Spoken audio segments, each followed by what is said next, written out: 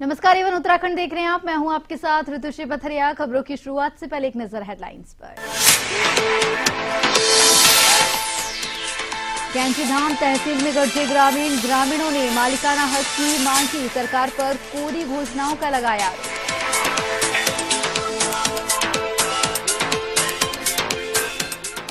खटीमा में परिवहन विभाग पर गंभीर आरोप, हिंदू संगठनों के कार्यकर्ताओं ने लगाया आरोप, श्रद्धालुओं को परेशान करने का लगा।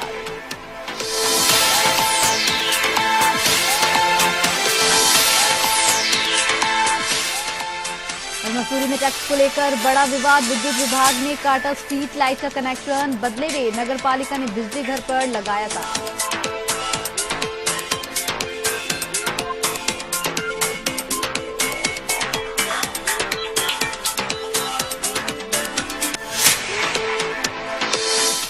और अब बुलेटिन में खबरें विस्तार से। उत्तराखंड के नैनीताल जिले के कैंचीधाम तहसील में सैकड़ों ग्रामीणों ने मालिकाना हक और भूमिधरी अधिकार की मांग को लेकर जोरदार प्रदर्शन किया। ग्रामीणों का आरोप है कि सरकार सिर्फ घोषणाएं कर रही है, लेकिन जमीनी स्तर पर कोई काम नहीं हो रहा है। इसके विरोध में खैरना बाजार से लेकर कैंचीधाम तहसील तक ग्रामीणों ने सरकार के खिलाफ नारेबाजी करते हुए जुलूस निकाला। तो वहीं प्रदर्शनकारियों की मुख्य मांग थी कि सरकार हरिनगर गांवों में रहने वाले लोगों को भूमिधरी का अधिकार दे और मालिकाना हक प्रदान करे।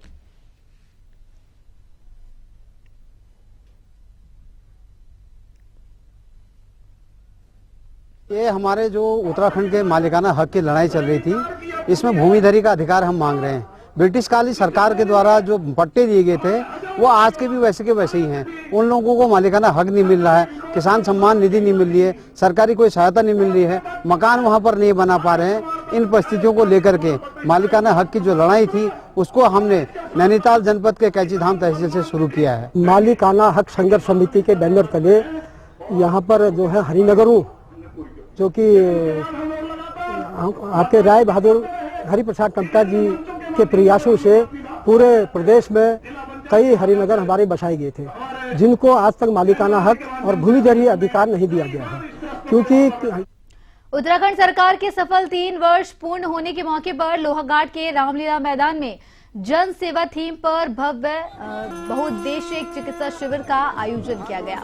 इस मौके पर प्रदेश प्रवक्ता सुरेश जोशी ने मुख्य वक्ता पूर्व भाजपा विधायक पूरन सिंह ने मुख्य अतिथि के रूप में शिरकत की।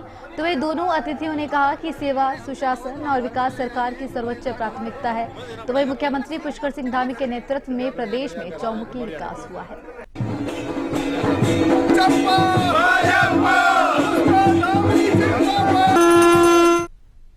चंपावत लोहाघाट राष्ट्रीय राजमार्ग में देवराड़ी बैंड में एक मालवाहक कैंटर पलट गया, जिसमें चालक बाल बच गया। चालक को मामूली चोटें आई हैं।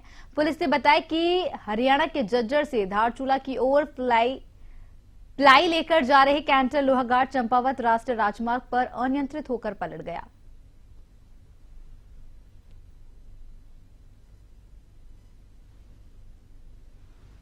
बैंड के पास में ये झोंक मार दिया कैंटर ने, जिसका कैंटर नंबर है UK 04 CC 8835। कैंटर है जो गुड़गांव से प्लाईवुड को लेकर आ रहा था और जिसको चालक मनोज जीना सन ऑफ बहादुर सिंह जीना आरो काला ढूई बंदोबस्ती, ये 34 वर्ष का है। और इसके साथ conductor Rahul Mehta son of Diwan Singh Mehta, Supi Ramgarh Mukteshwar के रहने वाले हैं। ये दोनों थे। मां पूर्णागिरि के दर्शन करने जा रहे श्रद्धालु को परिवहन विभाग की ओर से अनावश्यक परेशान किए जाने का आरोप लगाते हुए आक्रोशित विहिप और बजरंग दल कार्यकर्ताओं ने तहसील पहुंचकर SDM रविंद्र सिंह बिष्ट को ज्ञापन सौंपा। कार्यकर्ताओं ने SDM को सौंपे ज्ञापन में कहा कि वर्तमान में मां पूर्णागिरि का मेला चरम पर है। विभिन्न जगहों से श्रद्धालु दर्शन के लिए लगातार आ रहे हैं, लेकिन परिवहन विभाग की ओर से चक्करपुर वनखंडी महादेव मंदिर के पास प्रत्येक दिन चालन काटने के नाम पर अनावश्यक तीर्थ यात्रियों को परेशान करने का काम किया जा रहा है। ऐसा है जैसे कि मुख्यमंत्री महोदय द्वारा एक योजना जो हमारी मंदिर माला श्रृंखला है उसके अंतर्गत पूर्णागिरि आते हैं और हजारों वर्षों में, मतलब कि ये समझ लीजिए 40-50 वर्षों से पहले से भी इतिहास है कि लोग दूर दूर से वहाँ पर दर्शन के लिए आते हैं और RTO द्वारा उनको रोक कर स्टिकर के नाम पर या अन्य प्रकार के उस पर परेशान कर रहे हैं, मतलब कि उनको अनायास अनावश्यक दबाव। मसूरी में नगरपालिका और विद्युत विभाग के बीच लंबे समय से चला आ रहा बकाया टैक्स विवाद अब खुलकर सामने आ गया है, जिसका खामियाजा लोगों को उठाना पड़ेगा। विद्युत विभाग ने नगरपालिका की ओर से स्ट्रीट लाइट का बिल जमा न कराने पर मसूरी के घंटागढ़ क्षेत्र में स्ट्रीट लाइट का कनेक्शन काट दिया है। इससे पूरा क्षेत्र अंधेरे में डूब गया है। जवाबी कार्रवाई में बुधवार को नगरपालिका ने विद्युत विभाग के कुंज भवन स्थित गेस्ट हाउस को सीज कर दिया। साथ ही वहां स्थित विद्युत सब स्टेशन के मुख्य गेट पर भी ताला लगा दिया।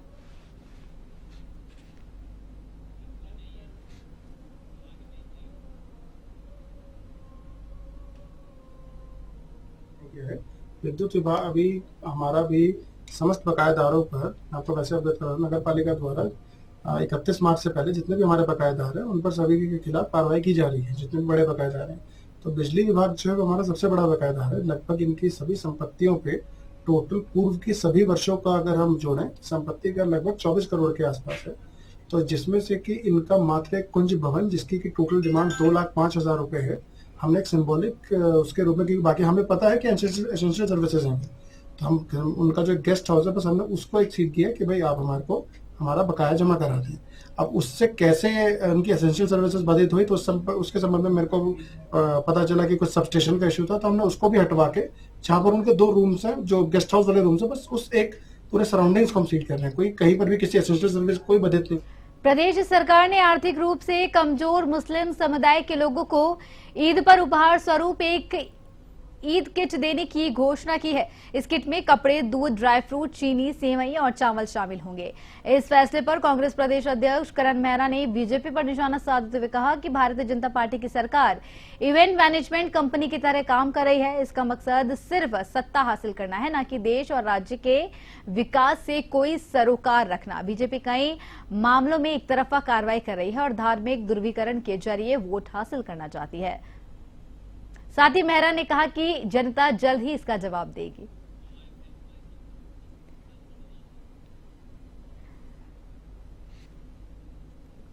भारतीय जनता पार्टी की सरकार कहें या पार्टी को कहें, मैंने कहा ना, ये इवेंट मैनेजमेंट की एक कंपनी सी है।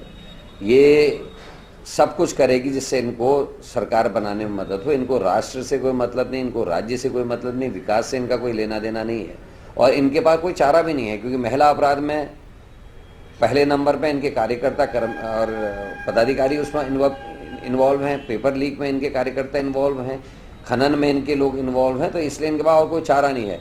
ये केवल धर्म का नशा पिलाकर लोगों से वोट कब्जा करने की एक नियत है। भाई अतिक्रमण है तो सबका अतिक्रमण छीना जाना चाहिए, चाहे वो कोई इनके खुद के पार्टी के अध्यक्ष और पूर्व मंत्री के परिवार ने जो है सरकारी जमीन में कब्जा करके उसमें खोद के सड़क बना दी, उसमें कुछ कहेंगे मुख्यमंत्री जी? इनकी खुद की पार्टी के कार्यालय की जमीन में विवाद है, उसमें कुछ बोलेंगे? बहुत सारी ऐसी चीजें जिसमें नहीं बोल रहे। इनके खुद के एक पार्षद ने एक जमीन का मामला उठाया था ये सरसधारा रोड में, उसमें अभी तक क्या हुआ? सूचना के अधिकार में भी चीजें निकल गया कि उसमें भी कोई कार्रवाई नहीं हुई। तो मदरसे, मस्जिद, थूक, लव, इस तरीके की जो बातें बीजेपी करती है केवल और केवल एक पोलराइजेशन ऑफ वोट की नियत से। जिलाधिकारी सविन बंसल और वरिष्ठ पुलिस अधीक्षक देहरादून की संयुक्त अध्यक्षता में बल्लूपुर पांवटा राष्ट्रीय राजमार्ग के संबंध में अधिकारियों और संबंधित ग्रामीणों के साथ बैठक कर दोनों पक्षों को सुना गया। जिलाधिकारी ने बल्लूपुर पांवटा हाईवे में अंडरपास और ग्रामीणों की ओर से रिट पिटीशन के संबंध में NHAI के अधिकारियों को निर्देशित किया है।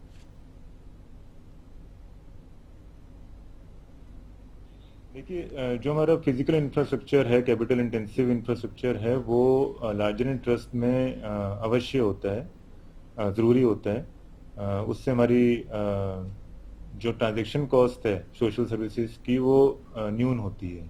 पर इसके साथ साथ कुछ हमारी सोशल रिस्पॉन्सिबिलिटीज भी बनती हैं। जैसे जो लोकल लोग हाईवे के निर्माण से प्रभावित हो रहे हैं, तो उनकी क्वालिटी ऑफ लाइफ एनहांस होनी चाहिए, ना कि डिग्रेड होनी चाहिए। तो उसी दशा में लोकल ग्रामीणों की कुछ मांगें थी और उसमें से कुछ जेन्युइन भी पाई गई हैं। इसी क्रम में NHAI को निर्देशित किया गया है कि within a week time जो ग्रामीणों के कंसर्न्स हैं, जो उन्होंने राइटिंग में उनको उपलब्ध करवाए हैं, रिकॉर्ड पे अवेलेबल हैं, उन सब को with evidences and their reports. Kashipur में बीती रात बाबा तरसेम सिंह हत्याकांड के मुख्य शूटर सरबजीत सिंह को पंजाब से गिरफ्तार कर रुद्रपुर ले जाते समय पुलिस की गाड़ी का टायर फट गया। ऐसे में गिरफ्तार शूटर ने भागने की कोशिश की, जिसके बाद पुलिस और हत्यारोपी के बीच मुठभेड़ हो गई, जिसमें हत्यारोपी के दोनों पैरों में गोली लगने से वह घायल हो गया। सूचना मिलते ही जिले के पुलिस कप्तान काशीपुर पहुंचे और पूरे मामले की जानकारी हासिल की। आपको बता दें कि बीते वर्ष 28 मार्च 2024 को उधम सिंह नगर जिले के नानकमता के डेरा कार सेवा प्रमुख बाबा तरसेम सिंह की गोली मारकर हत्या कर दी गई थी। माननीय मुख्यमंत्री उत्तराखंड महोदय के उत्तराखंड राज्य को भयमुक्त और अपराध मुक्त करने के लक्ष्य को पूरा करने में उधम सिंह नगर पुलिस निरंतर कार्रवाई कर रही है। पिछले वर्ष बाबा तरसेम की हत्या नानकमता थाना क्षेत्र में की गई थी, जिसके मुख्य आरोपी सरबजीत सिंह को कल रात तरन तारण से गिरफ्तार किया गया। सरबजीत सिंह पर 2 लाख रुपए का इनाम था और इसकी सूचना पुलिस को बहुत दिनों से प्राप्त हो रही थी, लेकिन ये समय समय पर अपना स्थान बदलता रहता था, जिसके कारण से इसका पकड़ा जाना मुश्किल हो रहा था। कुछ दिन पूर्व मेरे द्वारा नानकमता थानाध्यक्ष के नेतृत्व में एक टीम बनाई गई, जिसमें कुल 12 लोग थे और कल रात को सरबजीत को तरन तारण क्षेत्र से गिरफ्तार किया गया। जब इसे उधम सिंह नगर जनपद में ले आया जा रहा था, उस समय वाहन का टायर फट गया और वाहन का एक्सीडेंट। खबर रामनगर से है, जहां समुदाय विशेष के एक व्यक्ति ने युवती को नौकरी पर रखने का झांसा देकर उसके साथ अश्लील हरकतें की और जबरन धर्मांतरण का दबाव बनाया। मामले में विश्व हिंदू परिषद के कार्यकर्ताओं ने जिला मंत्री सूरज चौधरी के नेतृत्व में कोतवाली के वरिष्ठ निरीक्षक मोहम्मद यूनुस को तहरीर सौंपी और आरोपी को गिरफ्तार करने की मांग की है। बता दें कि पुलिस ने पीड़िता की तहरीर पर मामले की जांच पड़ताल शुरू कर दी है। ये कुछ लोग अभी आए हैं, उन्होंने एक युवती के साथ किसी विशेष समुदाय के व्यक्ति द्वारा अभद्र व्यवहार छेड़छाड़ की घटना के संबंध में एक तहरीर दी है। जांच की जा रही है, जैसी भी उसमें स्थिति होगी। विश्व हिंदू परिषद जिला मंत्री सूरज चौधरी। अभी बीते 4 घंटे पहले एक विषय संज्ञान में आया, एक जिहादी मानसिकता का व्यक्ति जिसका नाम सलीम है और एम्बुलेंस चलाता है, एक हिंदू बहन को नौकरी का झांसा देकर रामनगर बुलाता है और एम्बुलेंस में उसके साथ अश्लील हरकतें करता है। अपने शरीर के कपड़े पहन वस्त्र खोल देता है और बियर, शराब, सिगरेट और नशे की हालत में लड़की का मानसिक उत्पीड़न करता है और उसको शारीरिक संबंध बनाने पर दबाव देता है। इस सारे विषय को लेकर के रामनगर कोतवाली विश्व हिंदू परिषद बजरंग दल के कार्यकर्ता पहुंचे हैं और ऐसे असामाजिक तत्व, ऐसे विधर्मी को इस समाज में रहने का कोई अधिकार। पौड़ी जिला क्षेत्र लांस नायक स्वर्गीय पूरन सिंह रावत खातसेयू क्रिकेट टूर्नामेंट के क्वार्टर फाइनल मुकाबले का शुभारंभ मुख्य अतिथि विधायक राजकुमार पौरी ने रिबन काट कर किया। खातसेयू युवा समिति के तत्वाधान में आयोजित क्रिकेट प्रतियोगिता का दूसरा क्वार्टर फाइनल मुकाबला विक्टोरिया और आडवाणी 11 टीमों के बीच खेला गया। तो वहीं मुकाबले के दौरान निर्धारित ओवरों में आडवाणी की टीम ने 105 रन बनाए, वहीं लक्ष्य का पीछा करते हुए विक्टोरिया की टीम 55 रन पर ही ढेर हो गई। समिति के अध्यक्ष सतीवीर सिंह रावत ने जानकारी देते हुए बताया कि क्रिकेट प्रतियोगिता के क्वार्टर फाइनल मुकाबले में आडवाणी की टीम ने 50 रन से जीत दर्ज कर सेमीफाइनल में जगह बनाई है। इस संबंध में ये कह रहा हूँ कि हमारे जो कंडेरी गांव है, तो वहाँ के स्वर्गीय पूर्ण सिंह रावत जी, जो कि इंडो चाइना वार में शहीद हुए 1962 में, उनकी स्मृति में उनका पोता, उनका नाती हमारा जो है कार्यकर्ता है भारतीय जनता पार्टी का भी, युवा मोर्चे का, और विश्व हिंदू परिषद में भी वो काम देखता है। सतवीर सिंह रावत, उसकी सोच के कारण यहाँ पर ये टूर्नामेंट आयोजित किया जा रहा है। जी देखिए, ये टूर्नामेंट रखा गया था, हमारे एक दादाजी थे स्वर्गीय श्री पूर्ण Singh Rawat ji, Indo China war में शहीद हुए थे, उनकी स्मृति में हमने ये एक टूर्नामेंट कराया है यहाँ पे। और बीच में भी पहले कराया था कि हमारे लोकल लोगों ने, राजेश भाई साहब ने, उन्होंने कराया था, तो काफ़ी सालों का गैप आ गया था। उसके बाद हमने आज ये टूर्नामेंट कराया, लगभग 3-4 साल हो गए हैं। तो इस वजह से कराए क्योंकि हमारी जो खातसेयू पट्टी है ये विगत वर्षों से इस तरीके से सूनी सी पड़ी थी और धीरे धीरे हमने चाहा कि अगर यहाँ पे कुछ इस तरीके से गतिविधियाँ कराई जाएगी। हल्द्वानी नगर निगम में पिछले 3 साल से काम कर रही बेनी सेना के स्कॉच अवार्ड से सम्मानित किया गया है। नगर निगम हल्द्वानी के लिए यह एक बेहतर उपलब्धि है। स्कॉच अवार्ड मिलने के बाद निगम के मेयर अधिकारियों और बेड़ी सेना में काम कर रही महिलाओं में खुशी का माहौल है। बेड़ी सेना ने इस सफलता का श्रेय नगर निगम के निवर्तमान मेयर और अधिकारियों को दिया है। अवार्ड मिलने पर निगम आयुक्त ने कहा कि बेड़ी सेना आने वाले दिनों में नगर निगम को नई ऊंचाइयों पर लेकर जाएगी। किया गया था और इसमें तत्कालीन नगर आयुक्त पंकज उपाध्याय जी, तत्कालीन महापौर जी और उनकी टीम के माध्यम से इसका गठन किया गया था बेड़ी सेना, जिसने यहाँ पर समूह के रूप में काम किया और टैक्स कलेक्शन में इसकी एक बहुत बड़ी भूमिका रही। इसके अलावा नगर निगम के बहुत सारे कार्यों में मॉनिटरिंग करने के स्तर पर भी बेड़ी सेना का लगातार सहयोग मिल रहा है। लगातार नगर निगम को सफलता मिलती है। किसी भी हमें वार्ड की या किसी भी क्षेत्र की कोई भी मॉनिटरिंग करानी होती है, उसमें हमारी बेड़ी सेना का बहुत ज़्यादा सहयोग रहता है। बेड़ी सेना में 2022-31 अक्टूबर से हम काम कर रहे हैं। बेड़ी सेना 57 महिलाओं का एक समूह है, जो 57 स्वयं सहायता समूह की 570 महिलाएं हैं, वो हम बेड़ी सेना में जुड़ के काम कर रहे हैं। और हल्द्वानी में जो 1 से 60 वार्ड तक जो बेड़ी सेना काम कर रही है, उसमें हमारा काम यूजर चार्ज की वसूली करना। खटीमा के PWD गेस्ट हाउस में पत्रकार प्रेस परिषद इंडिया की एक बैठक का आयोजन हुआ, जिसमें बैठक में सर्वसहमति के साथ चौथी बार वरिष्ठ पत्रकार अशोक सरकार को अध्यक्ष चुना गया। वहीं सभी पत्रकारों की ओर से अध्यक्ष चुने जाने पर अशोक सरकार को बधाइयां दी गई।